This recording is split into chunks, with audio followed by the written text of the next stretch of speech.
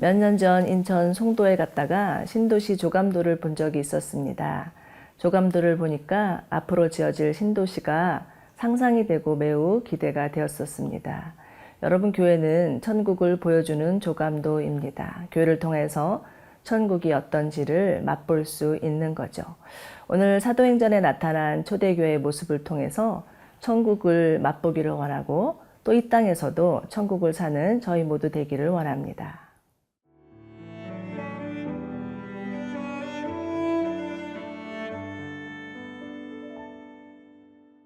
사도행전 2장 37절에서 47절 말씀입니다. 그들이 이 말을 듣고 마음에 찔려 베드로와 다른 사도들에게 물어 이르되, 형제들아, 우리가 어찌할꼬 하거늘. 베드로가 이르되, 너희가 회개하여 각각 예수 그리스도의 이름으로 세례를 받고 죄 사함을 받으라. 그리하면 성령의 선물을 받으리니 이 약속은 너희와 너희 자녀와 모든 먼데 사람 곧 주 우리 하나님이 얼마든지 부르시는 자들에게 하신 것이라 하고, 또 여러 말로 확증하며 권하여 이르되, 너희가 이 패역한 세대에서 구원을 받으라 하니, 그 말을 받은 사람들은 세례를 받음에 이날에 신도의 수가 3,000이나 더하더라. 그들이 사도의 가르침을 받아 서로 교제하고 떡을 떼며 오로지 기도하기를 힘쓰니라. 사람마다 두려워하는데 사도들로 말미암아 기사와 표적이 많이 나타나니, 믿는 사람이 다 함께 있어 모든 물건을 서로 통용하고 또 재산과 소유를 팔아 각 사람의 필요를 따라 나눠주며 날마다 마음을 같이하여 성전에 모이기를 힘쓰고 집에서 떡을 떼며 기쁨과 순전한 마음으로 음식을 먹고 하나님을 찬미하며 또 온 백성에게 칭송을 받으니, 주께서 구원받는 사람을 날마다 더하게 하시니라. 이제 베드로 첫 설교의 결론은 어제 큐티의 말씀인데요. 너희가 십자가에 못 박은 이 예수를 하나님이 주와 그리스도 되게 하셨느니라 였습니다. 베드로가 이처럼 그들의 죄를 지적하자 이를 듣던 이스라엘 사람들은 큰 충격에 빠집니다. 37절인데요. 그들이 이 말을 듣고 마음에 찔려 베드로와 다른 사도들에게 물어 이르되, 형제들아, 우리가 어찌할꼬 하거늘. 여기서 찔려라는 단어는 때리다, 격하게 찔러 관통시키다 라는 뜻입니다. 하나님의 말씀이 임하니 자신들의 죄가 무엇인지 깨닫게 되고 양심의 큰 가책을 느끼게 된 것이죠.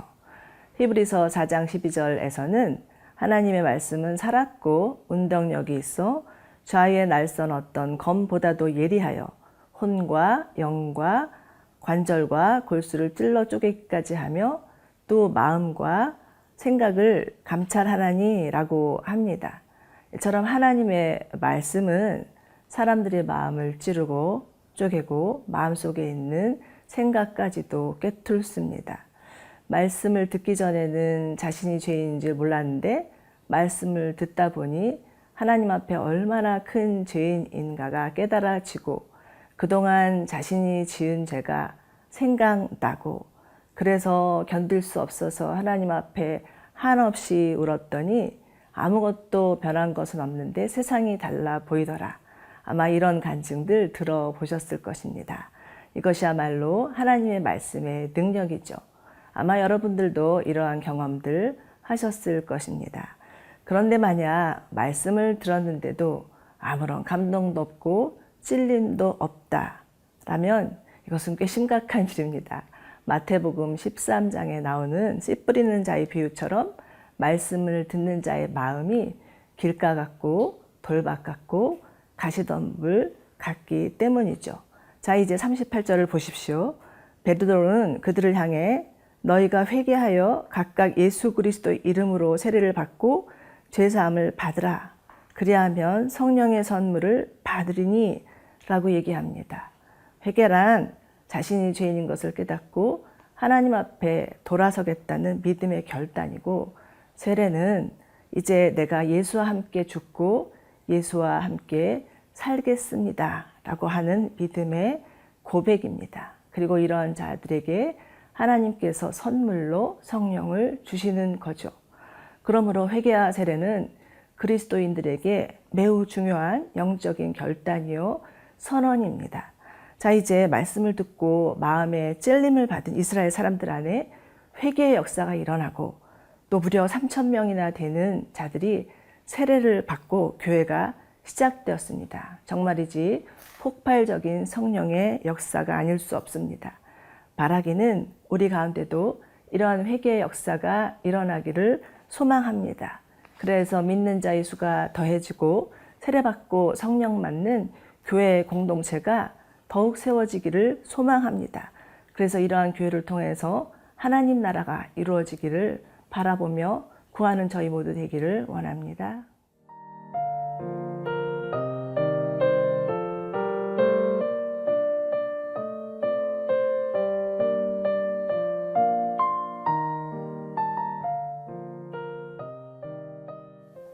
이렇게 세워진 초대교회는 사도들의 많은 기사와 표적을 통해서 든든히 세워져 갔고, 이러한 성령의 역사는 초대교회를 하나 되게 하였습니다. 자, 이제 42절부터는 초대교회가 어떠한 교회였는지 구체적으로 보여주고 있는데요. 4가지로 살펴보겠습니다. 첫째는 모이기를 힘쓰는 공동체였습니다. 초대교회는 늘 사도들의 가르침을 받고 서로 교제하고 떡을 떼며 기도하기에 힘쓴 공동체였죠. 이들의 이러한 경건 생활은 세상의 유혹과 핍박에서도 믿음으로 굳게 설 수 있는 원동력이 되었습니다. 여러분, 우리가 알다시피 세상은 날로 악해지고 험해지고 있습니다. 이런 세상에서 그리스도인으로 산다는 것 정말 쉬운 일이 아닙니다. 그러나 모이기를 힘쓰고 우리가 함께 하나님의 은혜를 받을 때 교회로부터 영적인 힘을 얻고 세상에서 승리할 수 있는 겁니다. 둘째는요, 사랑을 나누는 공동체입니다.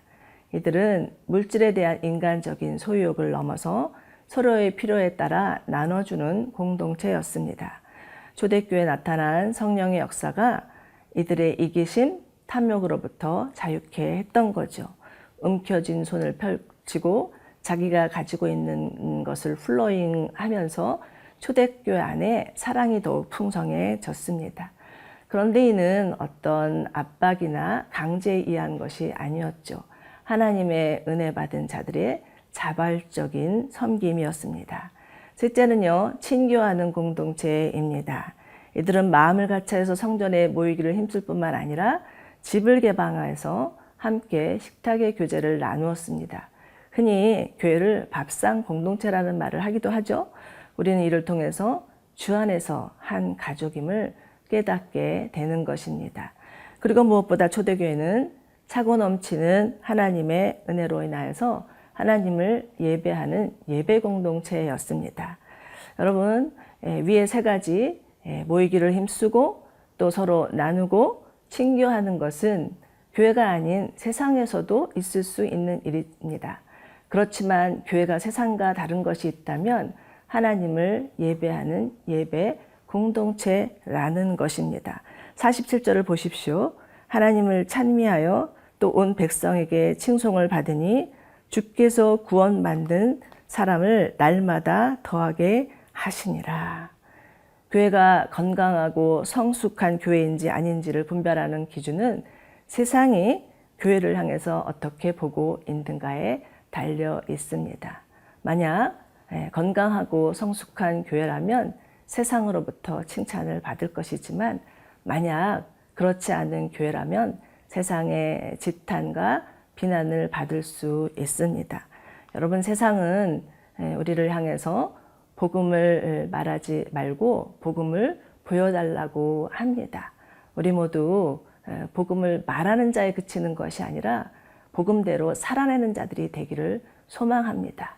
그래서 세상 가운데 참으로 예수 그리스도가 누구 있지? 교회 공동체가 세상과 구별된 거룩하고 아름답고 존귀한 공동체인지를 보여주는 자들이 되기를 원합니다. 그래서 교회가 정말 이 땅 가운데 예수의 증인으로 살아갈 때 수많은 사람들이 더 하나님 앞에 돌아오고 세례받고 성령 받는 은혜가 넘칠 줄로 믿습니다. 함께 기도하시겠습니다. 좋으신 하나님, 참으로 교회를 하나님의 성령 받은 공동체로 불러주신 것 감사합니다. 저희 안에 더욱 모이기를 힘쓰고 서로 사랑으로 나누고 친교하는 공동체 되게 하여 주시옵소서. 그러나 무엇보다 하나님을 예배하고 하나님을 찬양하는 공동체 되기를 원합니다. 참으로 복음을 전하는 자가 아니라 복음을 보여주는 자들 되게 하여 주시고, 그래서 더 많은 자들이 예수님 앞에 돌아오는 놀라운 구원의 역사가 있게 하여 주시옵소서. 감사드리며 예수님 이름으로 기도드리옵나이다. 아멘.